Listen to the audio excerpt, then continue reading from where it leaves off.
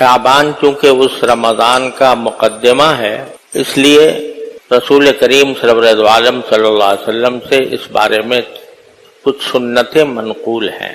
एक सुन्नत तो ये बयान की जाती है, अहादीस में आई है कि रसूल करीम सल्लल्लाहु अलैहि वसल्लम शाबान के महीने में बकसरत रोजे रखा करते थे। यानी बाज़ रिवायतों में आता है कि और किसी महीने में इतने रोजे नहीं रखते थे जितने शाबान में रखते थे। वैसे तो रसूल करीम सल्लल्लाहु अलैहि वसल्लम का मामूल हर थोड़े दिनों के बाद रोजा रखने का था।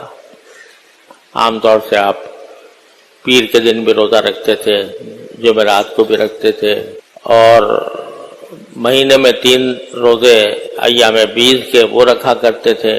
लेकिन शाबान के महीने में रोजे आपके आम आदत से ज्यादा हो जाते थे। यहाँ तक कि हजरत आयशा सिद्दीक़ा रज़ी अल्लाह तआला अन्हा फरमाती हैं कि रमज़ान के महीने में मेरे जो रोजे निस्वानी माजूरी की वजह से कज़ा हो जाते थे, तो मैं शाबान में हुजूर अक़दस सल्लल्लाहु अलैहि वसल्लम के साथ रखा करते,